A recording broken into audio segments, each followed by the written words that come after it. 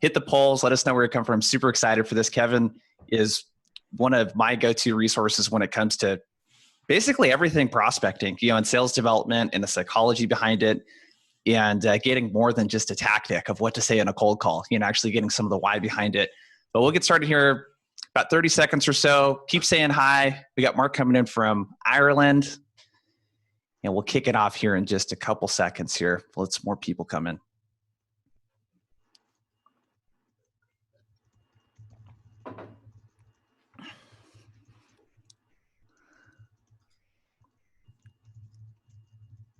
What was the name of the book again?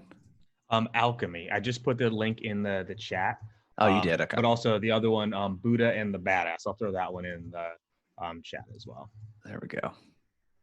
Richard asked what I'm drinking. It's decaf coffee, actually. I've been trying to go more decaf in the afternoons so I don't crash. Hey, let's get started, Kevin. So you think they're ready? I don't know that they're ready. I think they're just here to talk to us for a little bit here. So, whatever. So real quick, you guys, hit that poll if you haven't yet. And just a reminder again, some of you guys are already starting to use the Q&A button, but that's where to put the questions. They'll get lost in the chat. I mean, there's just a ton of people saying hi. So make sure to click on that Q&A button there at the bottom of your screen. That's where you'll put the questions in. And I'm super excited for this talk because cold email is one of those things that people really want to know about. And with Kevin and what he's going to be going into, it's really, he's going to talk about structure. He's going to talk about psychology. He's going to talk about cadence. We're going to talk about a bunch of stuff. But the reason why I wanted to get Kevin on the tour is for a couple of reasons. One, like I said before, super knowledgeable and has the experience to back it up. But he also really believes in focusing on the person and salesperson, which I think is super cool. And he has experience building teams from 0 to 150 reps, 0 to $75 million and counting. And he really believes in processes and systems paired with skill development as like that code to success. So Kevin, KD, what's up, man? Super excited to have you on. Hey. I'm ready, my man. This has been a long time coming. I think when we spoke, it was almost like 2 months ago. I was like, I'll do this. And then I was like, wait, when is it? It's way out in the future. And so I forget about it. So much has even changed since our original conversation. But no, man, I'm excited for this. I think especially I wanted to switch the topics. I talk a lot about cold calling. I talk a lot about scripting. I thought it'd be really cool to flip that a little bit and go, let's talk about the email side of the house too, because this is a tool that can be used the right way when done the right way. And so that's what I'm hoping to dive into. So let me get my screen. Actually, can you let me share my screen? Yeah, here, give me just a second. There you go. One, I think, good primer for this, Kevin, that if you don't mind digging into it, why do you think that emails are so hard for people to write? Well, I mean, just like all things in life, they weren't taught. Yeah. So that's something that I come back to often, even with my own team. Who taught any salesperson actually how to write a good email? When in college were we actually taught direct response marketing? When were we actually taught copywriting? When were we taught how to tell a story? We've never been taught those things. So that's what's hard. And then we sit in front of the screen, we get to write and we go, okay, what am I going to write? And then we put our salesperson persona on and we write some crap that we would never write to anybody else. That's why. And that's what I'm hoping to fix here, right? So now, Jason, I can't see the chat. So if things are coming in, definitely let me know what those questions are so I can bang them out as we go. Yep. And we will rock here. So, all right, y'all, winning cadence and email copy. We're going to move quick on this. I'm going to try to move fast so that I can make sure that I have time for questions at the end. But if things pop up, throw them, hit Jason with them so he can hit them over to me right away. So I want to start with this, like what the point of a cadence or an email is, right? And I'm going to cover cadences a little bit here too, but I think just reminding people what the point of an email is the right place to start, right? The first point of an email is to build awareness. It's to build awareness, make them aware of you, your company, your mission. Then it's name recognition, that they start to recognize the name, right? When you're prospecting, they don't know you. They do not know you. In order to build a relationship, proximity matters, right? And this is actually another great read. When you talk about prospecting, The Art of Seduction. Right? It talks about proximity is one of the first keys to building any sort of relationship is you need to be around the individual and be around them often. email is one of the ways to be around them and be around them often. Another point of the email is to build curiosity, to start a conversation. Then it's about action of booking a meeting. But so many people out there right now are just trying to book meetings through email, which you can do, but at a much lower rate if you skip those first 4 steps of this, right? You need to slow down to speed up. And I want this to sink into everyone listening. Slowing down and building awareness, recognition, curiosity, getting a conversation started is the key to booking a meeting. I'll probably say this a few times in this presentation, but if it was easy as just saying, hey, Jason, could I put 20 minutes on your calendar to learn about your goals? If it were that easy, I wouldn't need salespeople. I could just load that email up into Marketo and just blast it out and just wait for the appointments to come back.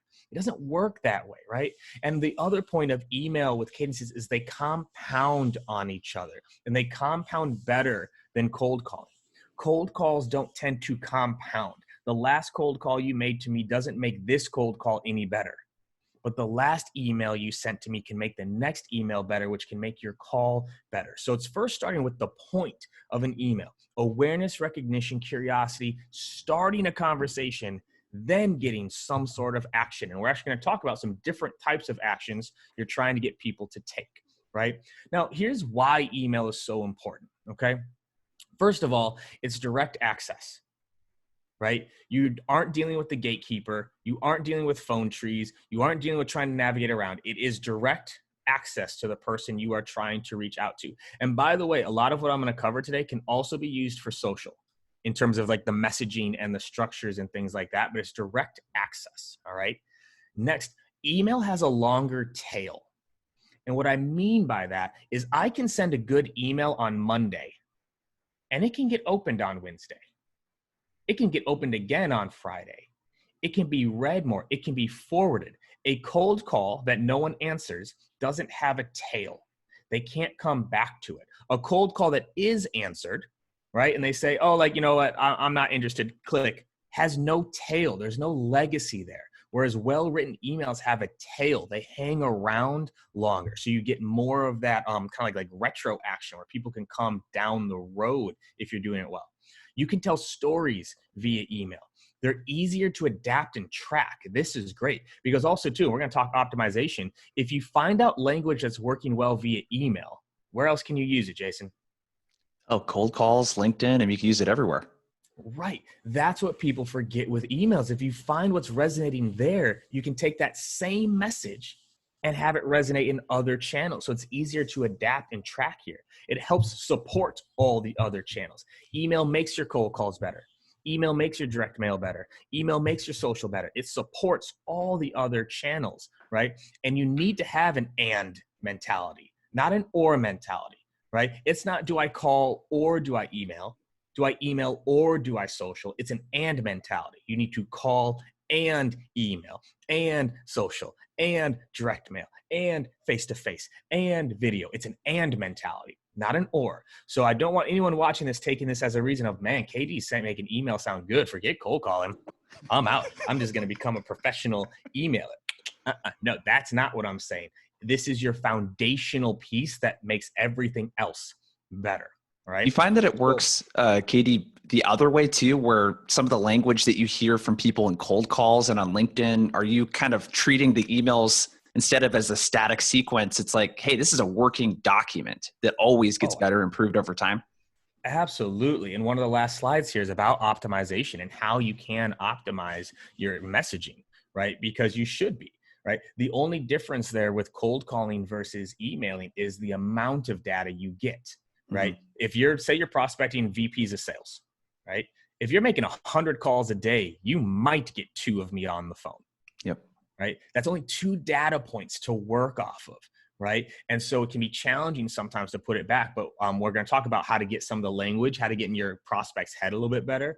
But I want to start with this research because God damn it, reps. Oh, sorry. I'm going to try to keep the cussing down. Use as much as you like, dude. Okay, I've been using it. Careful with it as much as I want to. I'm going to try to keep this relatively PG, but here's what happens, right? We'll spend forever researching to write one email. and we don't hear back. And then we have to research again to send the next email. No, no, no, no. This is going to be my first tip to you here. You are going to do research once. You get 60 minutes, one time, to do this research. One time. You're going to research the company you're going after, and you're going to look at their goals and their missions, their executive leadership, quotes, their website, LinkedIn. Is there anything that that company has said that you can pull back into what your product does, right? Patient Pop, that's an easy one, right? Because we're going after doctors, so we can see what they're saying on their website.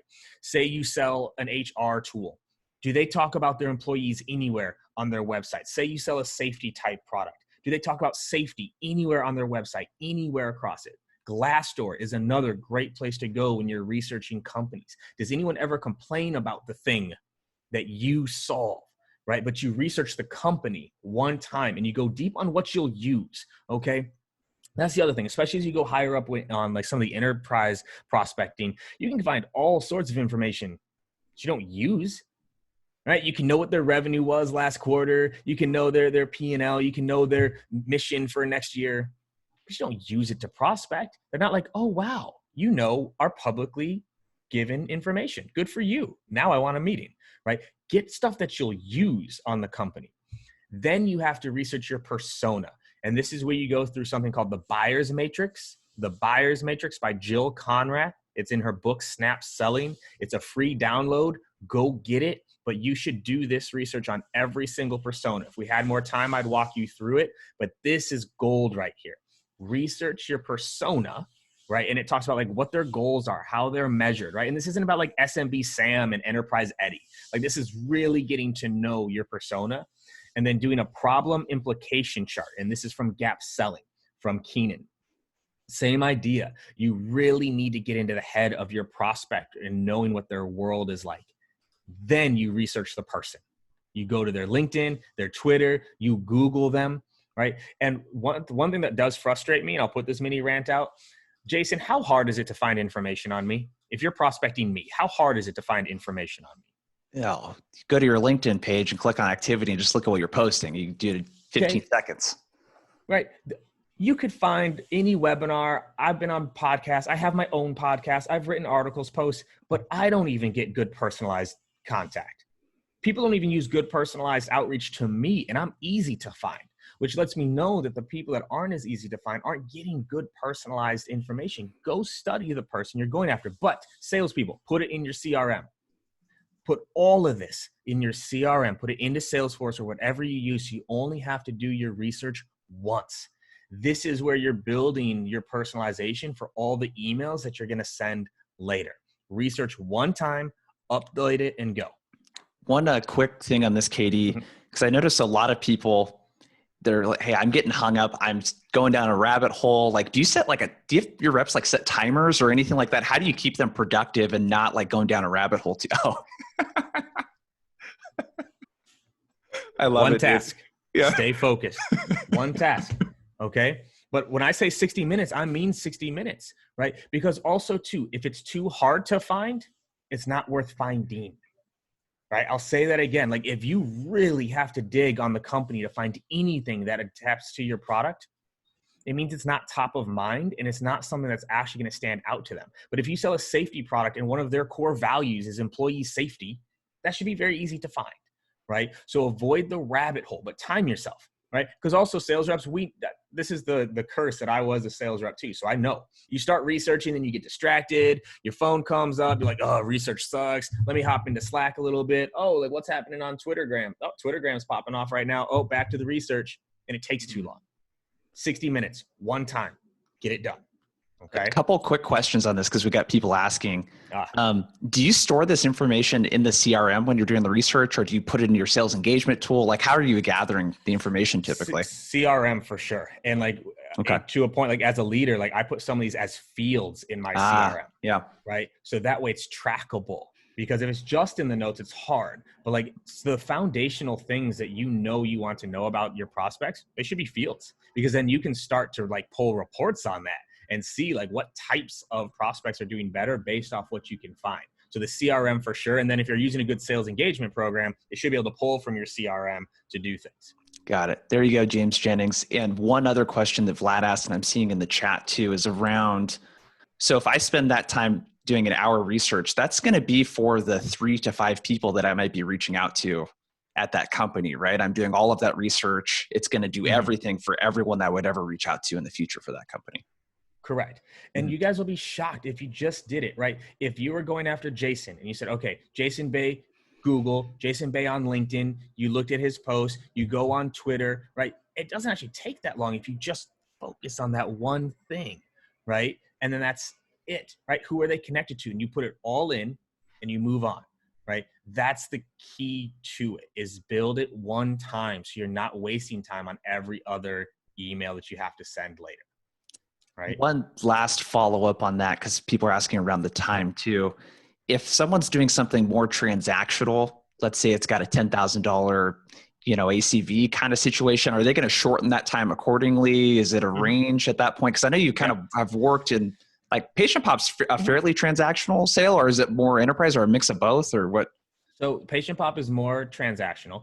There's just shorter things to look for. Yeah. Right? But it's knowing what you're looking for, right? So my reps are looking for, okay, website page speed, where they show up for their key services, what are the 3 key services they do, what does their reputation and review look like, what's their schema, what's their competitive scan look like, do they have online booking?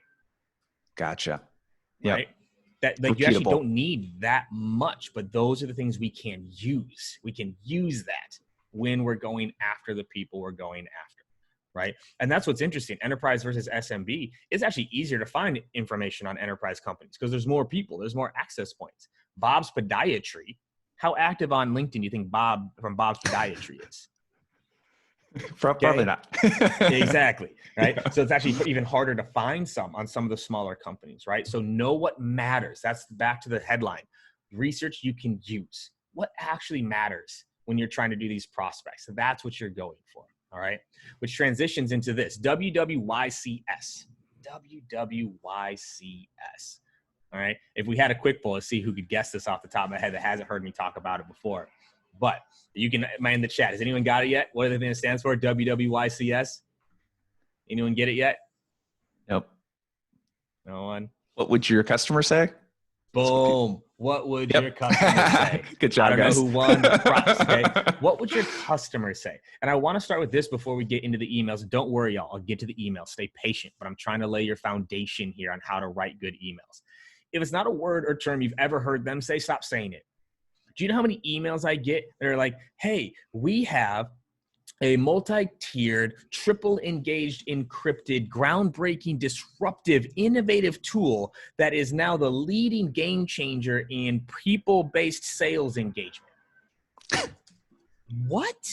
Like, I have never said that ever in my life, right? And so what I tell people is you want to do the long day at work test. If you can't picture your prospect sitting down after a long day of work, pouring a whiskey, taking a deep breath and going, God, I wish I had a. That is how they talk about your product. God, I wish I had a, or I'm so tired of dealing with. That's what your customer would say, right? So what I encourage people, and by the way, Patient Pop went through this. When I got to Patient Pop, people were calling it a practice growth platform. Guess what? No orthopedic surgeon has ever sat down after a 10-hour day of surgery, poured a scotch, took a deep breath, and sat down and got, God, I wish I had an all-in-one practice growth platform. Okay. It's so funny when you put it like that, but that's exactly what we do when we reach out to people. So we use all this weird language. So this is what you need to do. I encourage everyone listening. You need to go interview at least 20 to 30 customers. And here's what you need to ask. How do you describe your product? Why did you buy? What problems were you hoping to solve? What's gotten better since buying? What were you nervous or afraid of before buying? Who almost prevented you from buying? And how do you describe what we do to another doctor, to another VP, right? Go ask 30 customers these questions. And if I stopped this presentation right now, your emails would already be better because you would know how to describe your product. You would know why people actually are buying your product, because a lot of salespeople don't actually even know that. They know what problems they were trying to solve. They know the results. They know the unspoken objections. Right? What are the unspoken objections? You can start 8-miling that and putting that into your emails. I know you might be afraid of how hard this is to get 100 people to switch over to. But I thought it'd be cool if you read how Jason did it for his team. right? You can do the unspoken objections, even in your emails, right? Yeah. And how do you describe it? I hope y'all grab screenshots of this. Like, I think we're sharing the deck afterwards, or maybe I'll charge $500 for it and see if you're willing to do Well, they're it. at least getting the replay afterwards. Right, there we go. Right. Take this, go talk to 30 customers, write these answers down, and you'll be shocked at how much better your email game gets because of this. Which leads me to this: problem over product. When you are doing your emailing and your prospecting, you have to focus on the problems you solve, not the product. Talking about your product or talking about a better future does not work.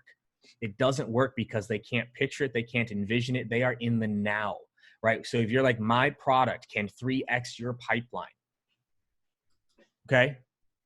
Cool story, bro. You don't know my pipeline, first of all. Mm-hmm. Second, people don't change for the future. They change because something's off now. You don't need a lot of evidence to see that human beings don't think about the future very well. We all have goals. We all have aspirations. We all think we do things for the future, but for the most part, we do things because of where we're at right now. And that's where you have to shift your messaging, is talking about where they're at right now. What are the real problems they're dealing with now? What are the potential problems they could be dealing with if they don't use your product? This goes into your emails, your voicemails, your video, right? So if someone's coming after me, KD, our groundbreaking, innovative, disruptive prospecting tool will help you 5X your pipeline in half the time. Versus KD, you're a VP, so you know how hard it is to get over 100 reps to follow a process. And if you have 100 reps doing things 100 different ways, how easy is that for you to scale and hit your numbers? We might have a way to help you with that, and we solve it by XYZ. Let me know if you want to chat about this. Totally different conversation, right? Because that is real. You telling me 3X pipeline is not real. That's figurative. That's in the future. Not able to get people to follow a process, that is real, and that is now. That's how you start a conversation. So are you focused on essentially, I love this, by the way, don't change for the future, like people change because of right now. Are you essentially looking at, like, thinking about what someone might want in aspiration, in the future, and then sort of backtracking into, well, what would be holding them back from that right now? And it sounds like this is a much more tactical thing that they're doing. It's not some number that they're managing. It's like an actual problem that they encounter at a specific instance in time almost with this. Is that sort of where you're going with it? Yes. And that's where the buyer's matrix comes in. That's one of the questions, right? Is like the change inhibitors, how they're measured on success. But where a lot of people go wrong is they don't actually know the problems their product solves. Yeah. They know what the product does, but they don't know the problems that they solve. So here's your exercise. Take the benefits of your problem. What's the opposite? Sorry, take the benefits of your product. What's the opposite, right? So Jason, what do you sell? Training and coaching, sales training and coaching. Yep. Okay. What's the benefit of training and coaching? Well, I mean, one of those things is motivation for reps, like them wanting to prospect, them feeling good about cold calling and wanting to do the activities that their manager just has trouble getting them to do. There we go. So the benefit is motivated reps. So what's the opposite? Unmotivated reps. Mm-hmm. KD, do you notice your reps are having a harder and harder time picking up the phone? Yeah. Do they know what to do, but they just can't seem to get themselves to do it? Do they look at that phone and it weighs 500 pounds and every day you have to talk to them about activity? If that sounds like your world, we should talk, because the way we train isn't just on tactics, it's also around motivation and getting your reps to want to make those calls. Can you imagine what that would look like? Give me a call if this is something you'd like to chat about a little bit further. I love that. And one thing I want to point out too, because someone's asking, Fazan, what do you do when you're selling services? Like we just gave an example of that. It sounds like it's the same sort of deal. Same, right? What's the benefit of your service? And then what's the opposite, right? Here's what a lot of people will say. They sell a service, and one of the most common things people do with service is like, we save you time. Okay, saving time doesn't get people to really make changes. But if you can tell them what all the time they're wasting, that's different, right? Yeah. What's a service? I clean your house. I clean your house. I clean houses. Come home to a sparkling clean house. Versus, how does it feel to come home from a 10-hour workday and see the house in shambles, right? Are you even doing your best work when you know you got 10 piles of laundry you still have to do before you can finally relax that night. I could help take that off your shoulders. Different conversation than I just helped save you time, right? So this is what you have to focus on. Is this playing into the loss aversion element of this? Yeah. Well, not us a little bit. So a little bit of loss aversion, but it's not loss aversion if they have it, right? No one has a problem with losing a problem, right? Mm-hmm. So it's not loss aversion as much as like not being included in something. So loss aversion can come in if like they are losing something and you can help them get it back, right? But that's also why a lot of people don't make a change. And we got we got about 350 people on here right now. I'd be willing to bet if I polled, you could do a poll. This actually really be a fun poll. Can you do an on-the-spot poll? How many people have stayed in a relationship longer than they should have, even though they knew they should have left? Just put a yes in the chat, you guys, because I can't do a poll from here. How many people have stayed in a relationship longer than they should have, even though they knew they should have left? Yeah. Okay. Right. You could talk better future all you want, but until the now is hard enough and the fear of losing that individual is outweighed by the negatives, people stay. People do those products all the time too. Oh, I bet there's a lot of yeses. A lot of broken hearts out there, KD. Mm-hmm. Right? Shoot, we all been there. Okay. So then this is what I want to hit on next, right? Is what do you do? Right? What do you do? So we're going to get rid of that BS type, like we are a groundbreaking, innovative like company that does XYZ. What do? You know how? Problem. So you know how a lot of reps don't hit their activity numbers, which causes them not to hit their pipeline numbers? That can cause missed revenue, low motivation, high turnover. We solve that by not only teaching them how to do it, but how to do it the right way and how to do it in a way that doesn't suck their soul out. That way they can be motivated, hit their numbers, and be a happier salesperson. How are you motivating your team to make cold calls right now? That's what you do. This even in itself is an email that you could send. Yeah. Right. This is how you describe what you do. Right. And you need to know this before you can possibly write an email, because if you believe what you do is digitize the therapeutic industry, cool. No one talks like that except for you. Right. So this is how you need to describe what you do. And even this in itself could be an email. All right. So I'm hoping people are picking up what I'm putting down right now in terms of the research, getting to know your personas and your prospects better and focusing on the problem and what you do to solve it. Because now we got to start talking emails. Now we got to say, okay, so now you know these things. But honestly, and Jason and I were talking about this the other day, I almost thought about just stopping here. Mm-hmm. Because the moment I start showing email examples, people are going to say, oh, okay, I'm going to go copy that email. Yep. And it's like, that's not going to work. I want to start. If you just go and copy what I start to show you, it will not work because it's not done based off your industry, your personas, your companies, and how they talk. So I want to be very clear on that, but I'm going to give you some frameworks on what to look for and how to do things the right way. I got one quick question for you, KD, around this problems, because this seems to be like the really big, and I've heard you talk about this a lot, like really nailing those problems. For someone that's maybe never done a customer interview before, and Navraj is asking this, like, what's the incentive for the customer to sit down with me and actually have this conversation? So that's just fear getting in the way. Mm-hmm. If your customers are happy with you, they'll do it. Yep.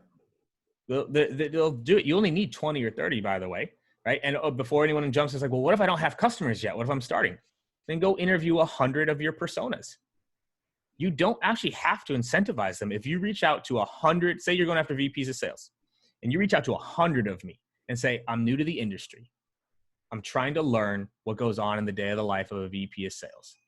I have 6 or 7 questions I'd love to ask you. It'll only be 15 minutes. I promise you, no pitching, no follow-up, no selling. I won't even mention my product. I'm just trying to learn and was hoping you could help. Kevin. And you go send that to 100, 150, 200, however many it takes to go get 20 or 30 people that say, sure. And they will. You'll be very surprised. Don't let fear get in the way. And they'll respect that hustle too. I mean, that's a big part of it. And you actually might get some sales calls out of it actually. So I'm just telling y'all, you will. You think you talk to 50 VPs, you don't think one of them might go, so what do you do? Yep. Okay, so first of all, you better know how to answer that based off the slides we just went through. But second, you say no. Jason, I promised you this wasn't about selling. This was about learning. I'm happy to show you what we do, but only for feedback. I don't want to sell to you because that would break the trust and relationship I feel that we have right now. I say, yeah, show me what you got. Okay. There you go.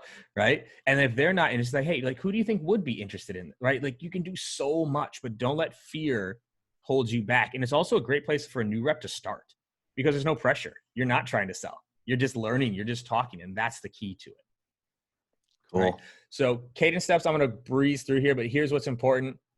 Don't just rely on email. SalesLoft did this study, right? If you only go one channel, email only was 77% less productive than a multi-touch cadence. Call only was 91% lower if you were only calling. If you were only calling compared to a 12 to 16 touch multi-channel cadence, 90% less effective. Okay, so I hope y'all see this. You have to do all the channels. They work together. They work together. That is very, very important to remember. So, but messaging beats everything. Email calls. If you got bad emails, it doesn't matter. You got bad scripts, it doesn't matter. You do bad social, doesn't matter. The channel. If you got bad messaging, it won't matter. You have to nail your messaging, and that's what we're getting into. So, just a few do's and don'ts in your cadences. You pitch the meeting, not the product. If you could sell your product through email, you don't need salespeople, okay? Buyer focused, you, your team, your company, your goals, not I and we. Low risk, be transparent versus 30 minutes on your calendar next week. Direct and conversational versus long, wordy, adjective type emails. But I'm going to touch on this because you can write a good long email. There's no such thing in life as long and short. There's only interesting and uninteresting, valuable and unvaluable. Yep. Okay. If I weren't doing an okay job presenting right now, people would have left already. It's been 30 minutes. We got most people still on here right now. But if I had been talking about the latest episode of Desperate Housewives, people would have been off this call after 5 minutes. I don't even know if that's a show anymore, to be honest. I don't know why that's where. But you get what I'm saying. Well, you're in Southern California, so it makes sense. Who knows, dude? Who knows? I've never watched that show in my life. All right, so let's start to get into email writing now. Okay, so email writing 101. Stop sounding like a damn salesperson. I hope I covered this already. Okay, if you read that email and you go, ugh, right? If you read that email, go like, how would I respond if I got this email? Right? If you're using words that your customers don't use, if you're putting on the salesperson persona when you write that email, stop it. Sound like a person because you are prospecting a person. Think text messages. Think how you would text somebody, right? If you knew me, would you text me, hey, KD, I have a new, latest, groundbreaking, innovative product that I think will revolutionize your life versus, hey, KD, I remember you telling me a while back you were struggling with this. I actually might have a way to help with that. Could we talk? Think text message, right? But also think text message in terms of spacing. How do you feel when you get a text message that is like one block of text? It's just a blur when you look at it. You can't read it. Same with that. Break up your emails, right? People love to give me some crap on LinkedIn. They're like, why is there always spacing in your posts? Because it makes it easier to read. Next question. Right? It's just proven. It's just science. Like there's nothing wrong with that. It makes it easy science. to read. Like, what do you want from me? Like, all the white space. You read it. I don't care. Right? Phone, same idea. It's on a phone. Space it out when you're doing this. The first sentence matters more than the subject line. I'll say this again. The first sentence matters more than the subject line. You'll notice this now. Everyone listening, how you read an email, especially on your phone, you go sender, first sentence, subject. You can read the first sentence and a half on your phone without even opening the email. This is also why sending multiple emails over time matters so they recognize your name. But that first sentence, that's very important. So that first sentence is, hey, Jason, I was hoping to find time on your calendar so that we could discuss your latest gone. Yep. That's every email. Already. I mean, I'm sure you've done it, right? Where you take screenshots of your inbox just to show your reps and you're like, every email starts with, I wanted to, my name is, I'd like to, right. Everything. And don't worry, y'all. I'm going to show you some examples, right? But that first sentence is what gets the open. And now before anyone goes, oh, well, open rates are a vanity metric. Okay. First of all, every metric is a vanity metric if all you do is look at it. Okay. Mm-hmm. But second of all, here's a fun poll. How many of you have ever responded to an email you didn't open? Quick poll. Oh, wait. You responded to an email that you didn't open. Interesting. Let me know how that worked out. Yep. Okay. The open is what gets the response. You got to get it open before they can respond to it. It's that first sentence, curiosity, interest, talking about them. That's there. Breaking into small digestible sentences. Tell a story with some emotion. Bring some emotion out when you're sending these emails with one call to action. It cannot be read this article, watch this video, give me a call. That's 3 calls to action. There needs to be one call to action. What's the one thing you want me to do? And it's not always respond, by the way. And I'll give some examples here in a second. Sometimes I don't want a response. You know what I want? I want to click. Can I get them to click? Because if I can get them to click, that's engagement. And if I can get them to click to my website, now I can drop a cookie. So now what's following them everywhere? Now my ads are following them everywhere while now I'm emailing. Now they see Patient Pop everywhere, right? And I know there's different laws and rules depending on your country and state, but if you can get someone to agree to that cookie, now you can follow. So here's a framework, right? And this is one that Patricia McLaren over at RevShop and I have worked on together, but a very simple framework, okay? 1 to 4 words in the subject line, high KD, relevant and timely personalization, right? So what's relevant, right? Don't just say, hey, I saw you went to the University of Wisconsin. Me too. You know how many people have gone to the University of Wisconsin? We ain't boys. Like, I don't know you. It doesn't mean anything. Relevant personalization, timely personalization, right? That first sentence, because if you put it there, that's what gets me to open.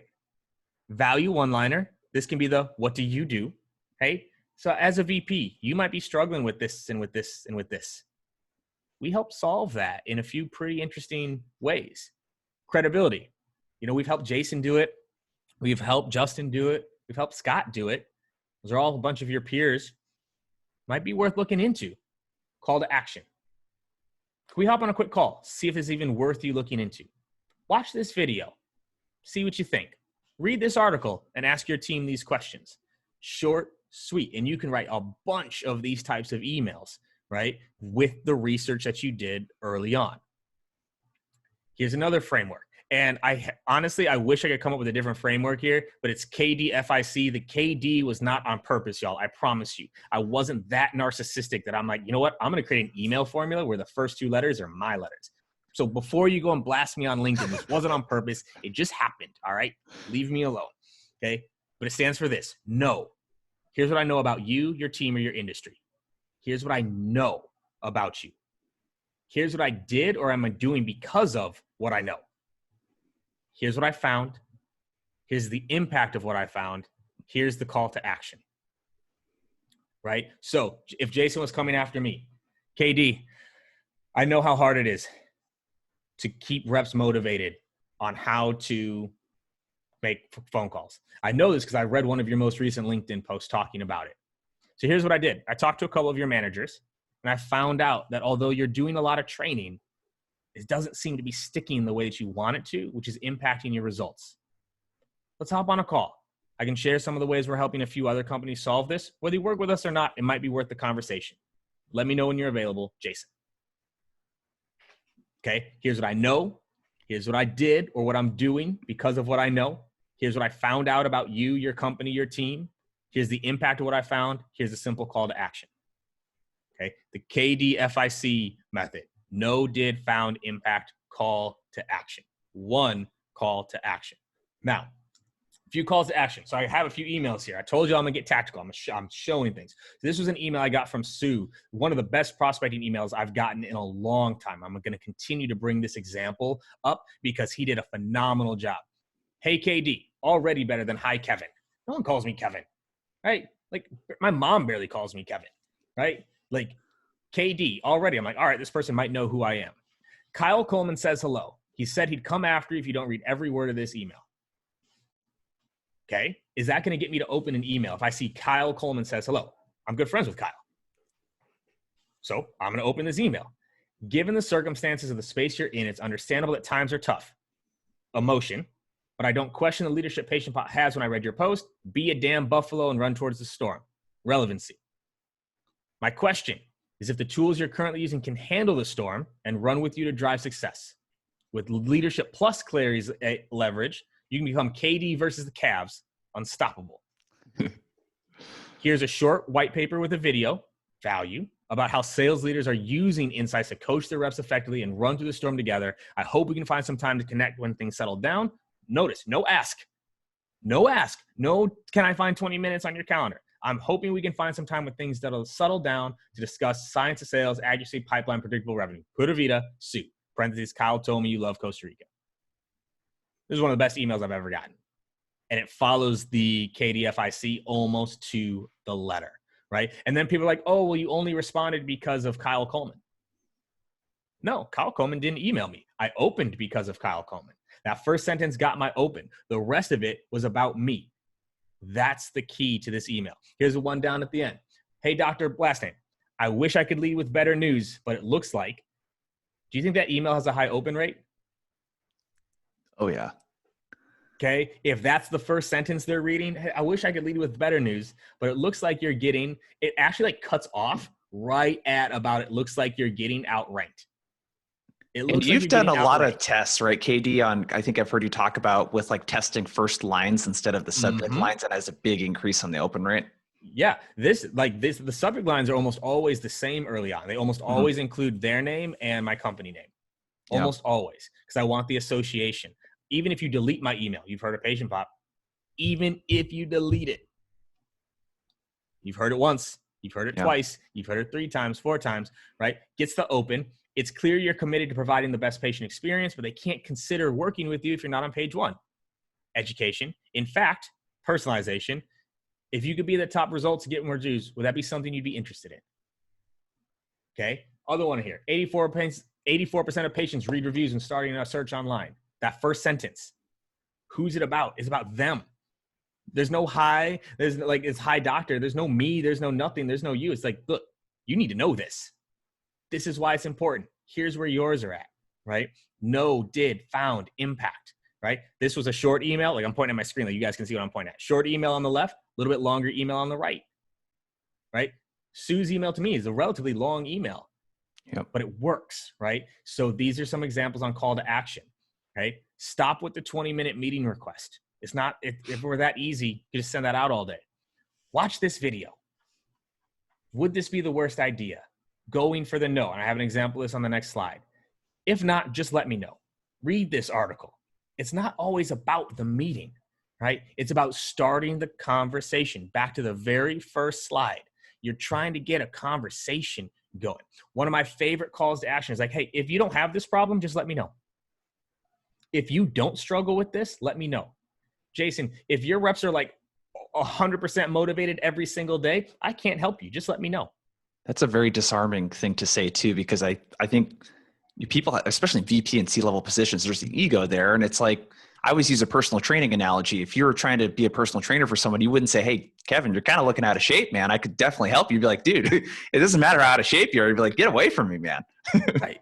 It's like, whoa, hey, easy, right? Yeah. Like, and there was one, so I'll use this example. One of my reps put together an email that was like, would you trust your heart to a 1-star review doctor? Ooh. And I was like, God, damn it. Like, whoa. Like, okay, will that get an open? Yes. Are you going to get a lot of positive responses to that? No. Even if the email is right, you're like, good Lord. Like, ouch. You can't do that, okay? Like, that's not what I mean around, like, problems. You can't just call people's baby an ugly baby. Like, you got to work around it a little bit. But it's things like this where, but this is like that, bold. Let me know. Oh, dude, once I found that email, I was like, oh, my God, no, we're going to shut that one down, okay? But this is why you have to optimize, why you have to look, right? High open rate, low response rate. I'm like, what is this email? Oh, my God. Yeah. Delete. Never again. Like, please stop, okay? But this is what I like with the just let me know close is just let me know if you don't have this problem. Not let me know if you're not interested. Yeah. Not let me know if the timing is wrong or right. Hey, if you don't struggle with rep motivation, just let me know. And the beauty of this, by the way, if they say back, yeah, like, dude, like my reps are good. They're highly motivated all the time to prospect. Your conversation started. You can respond back and go, Jason, that is dude, that's amazing. How are you doing that? Every VP I talk to right now is struggling with it, but you're not. How are you doing that? Now you're pulling into ego a little bit. Now they're like, oh, well, this I do. It's like, oh, you do it like that. Okay, so it's working, but you could maybe make this sort of change and get X. Have you tried? Now we're in a conversation, right? So this is an example that Josh Braun actually posted after a podcast that we were on, right? 30-word email. Beth, would you be opposed to automating some admin work? Stuff like setting up new employees, payrolls, whatever. X is seeing a 50% reduction in manual processes. KD, would it be a ridiculous idea to provide copywriting training for your SDRs? SDR team at X has seen an uptick cold email response rates. Right? This is such a beautiful little framework, right? And you can test each and every one of these. Long email, short email, long email, short email. You can go back and forth and see what works, but it has social proof. It stands out. It's leading with that no. And notice that first sentence. What did he do? It all runs together. It's not high KD and then the spacing. It runs together. So you can see all of it right there. You could read almost the entire email. Without even opening the email, right? You still have to open it to respond. Now we get to email writing 2.0, okay? Images and videos. As long as it doesn't affect your deliverability, which you have to keep an eye on, images and videos can go a long ways. Cliffhangers and curiosity builders. Tell them you're going to reach out again if you don't hear back. Tell them, hey, the next one, I actually have a pretty cool video coming your way. Either or language. Either you're dealing with this or you're not. Either you care about rep productivity or you don't. Either you want to look good online or you don't, right? Either or. You make them pick a side, right? Is no bland, is no what. It's like, dude, either you care about this kind of stuff or you don't. And that's fine. If you don't care about this, dude, just let me know. I'll never reach out to you again. Problem-based language, which we talked about. No such thing as long or short. Interesting or uninteresting. Valuable or valuable. You're going to want to mix it up. Emails and cadences should look like mountain ranges, right? So peaks and valleys, right? There's some that are long, some that are short, some that are long, some that are short, but it should move up and down, right? They can't all be short and they can't all be long, right? Because you need to see what works well, not only for your personas, but for your prospects. Maybe you prefer short emails. Yeah. What if I prefer longer emails? Right? So this is there. And then, do you struggle with X? It's one of my favorite one-liners. Do you even struggle with this? Let me know. What you're going for is that text message response. They see it, they just respond back, yes or no. You struggle with this? You struggle with rep motivation? Do you struggle with seeing enough patients? Right? Do you struggle with email reviews? Do you struggle with email response rates? Just let me know. Right? Short and sweet, right? But you can do things like this. Okay? Fill in the blank personalization. Stop being Marketo knockoffs. If you're not personalizing, you're not needed. I know that sounds harsh, but I'm going to say it. If you're not personalizing, you're not needed. I can write templated emails. Okay? You need to be doing the personalization. Now, there's a big difference between personalized and customized. Personalized means only the person could read it and it makes sense.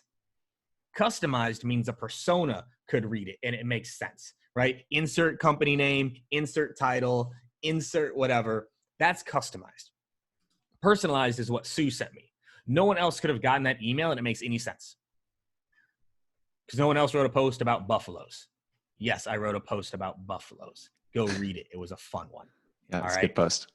Personalized versus customized. Now notice what I have here. I have the personalization built into the email templates. They can't send this email if they don't change these things because it's big and it's ugly and you have to put it there, right? If you're not filling in the blanks, you're not needed, right? If you're mass blasting, you're asking for trouble. And this is what salespeople do. They'll send 100 emails out and get one back and be like, yeah, that worked. But you got 99 that didn't. Yeah. And it hurts your domain. And then they ignore you because that first 2 to 3 emails you got were awful. Now I never open your emails, right? So snippets are a great thing to do here, by the way. So snippets, this is where you stop writing the same email over and over again. What are things that you could say to different personas? What are the different objections that you know you get? What are the case studies you like to use? What are your best testimonials? So when you're building these emails, you can quickly just pull them in, right? You can pull them in. What can you teach your persona, right? And if you have like a sales loft or an outreach, you can build this in. If you don't, you just do it like this. I actually have examples here. It's just in a Google Doc. Here's some of our best testimonials. Use them when you can. right? Like, what are the best testimonials? Okay, you're going after a dentist. Here are our dentist testimonials. Oh, you're going after an ortho. Here are ortho testimonials, right? That's some customization that you can do very easily, but you want to make sure that the testimonials apply to who you're talking to, right? Because if you're coming after me, VP of sales at Patient Pop, and you're saying, hey, I work with, Jason over at Facebook. Do you think that matters to me? That you helped Facebook's sales team or Adobe's sales team? You have to find things that matter to the persona you're going after, but building out these snippets and having them ready to go makes personalization at scale much easier because you're using the same ones for the different types of personas. Now we get to 301, priming words. This is some of my favorite. All right, this comes from Methods of Persuasion by Nick Kalenda, an amazing book. Using the words that you want them to be thinking or feeling. Open, responsive, flexible, curious, creative. Putting those types of words in have proven to increase people's likelihood to open things, respond to things, be curious, have a flexible mindset, creative. It's crazy what you can do with words. They did an experiment where they had two groups of people, and one group was getting words associated with older things like bingo, nursing home, wheelchair, all sorts of things like that. They walked slower after the experiment. Oh, wow. Okay. They didn't know what the experiment was. They were doing like crosswords or whatever. And the crosswords that had the words associated with being old walked slower after the experiment.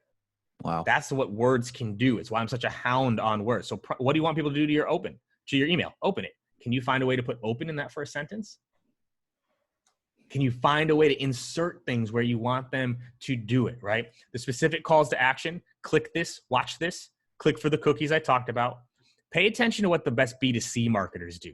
Yeah, read their emails, Yep. right? Because they know how to talk to people. Salespeople try to write emails for companies and personas. B2C marketers write emails to people, and they know how to write great emails. The sales loft data I shared earlier, don't fight the data, okay? Like, don't fight it. This is something that you need to do. So here's some examples. Look at all these emails. Can I show you? Can I help you? Your requested demo. Patient Pop Plus company just left you a message. Google yourself and see. I did it for you. Reputation is everything. Google sucks. You think that one has a good open rate? Google sucks. Has a great open rate. People are like, what is that? This one here. Are you the best at what you do? This is an education email. And all we're trying to do is educate here. Are you the best at what you do? I'm sure you think so, but you need to make sure Google does too. Google, mobile searches for best have grown over 80% over the next 2 years. That means people aren't just searching for doctors, they're searching for best doctors. I'm educating them on things that they may not know about. All right.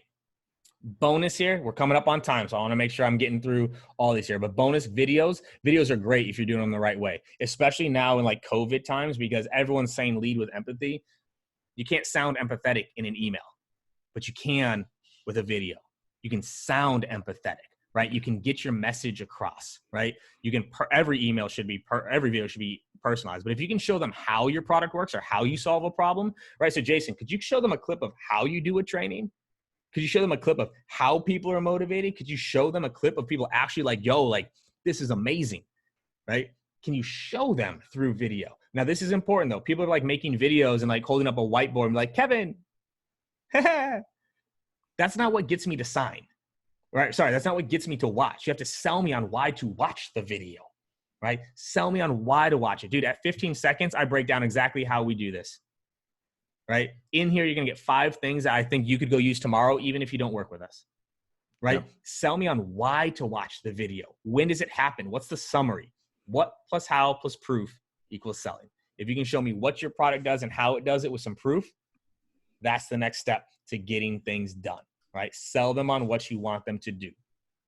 Next 2 things here. Have some fun, y'all. Have some fun. Okay? Search your persona meme. Gifts, VP of sales meme, VP of sales GIF, funny VP of sales shirts, mugs, VP of sales jokes. What does VP of sales hate? What's the worst part of being a VP of sales? Rewrite some popular songs, right, from your persona's generation. Like, have some fun with this. We did this contest internally. Who could make the best meme we could send to doctors?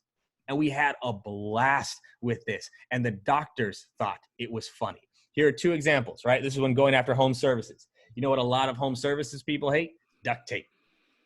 Everyone tries to fix things with duct tape. So we put a duct tape meme. Is duct tape software holding your business together? Okay. This one over here. Doctors, please don't confuse your Google search with my medical degree. Okay. Doctors think that's funny. We're actually sending this on coffee mugs now because doctors were like, this is amazing. All right. So have some fun with these things. Like you just have to, you guys. Sales is hard enough. Why not mix it up from time to time? Why not have some fun? Okay. Last 2 slides here. Optimize or die. So everything you just said here, cool. It might flop for you. You got to test it the next time and tweak it. Which one does have the best open rate? Steal a subject line of the first sentence. Which one has the highest response? Move it up in your sequence. If you have a high response rate with a low open rate, go find the first sentence that's getting the best open rate, combine it with the email that's getting the best response rate, right? But take time, block a day, write 12 emails. Block a day and write 12 email formats. There you go. Now test them every single week. If you don't know how, work with a professional. If you don't have time, seriously, like work with someone. Work with RevShop, work with Jason, work with a Josh Braun, like work with someone. Because this is your email. This is your brand going out, right? Have contests, right? Like who can write the best email? I love Shakespeare Awards. Who wrote the best email?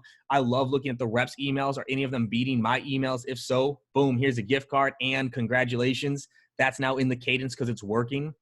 Everyone who is listening to this, please test this. Test these emails, okay? That's the key here. So recap. I know we covered a lot. Empower your reps to fill in the blanks and have some fun. Speak the language of your customers. Tell stories and be interesting. Focus on the problems of your prospects, not your product. Be everywhere and never forget you're selling to people. All right.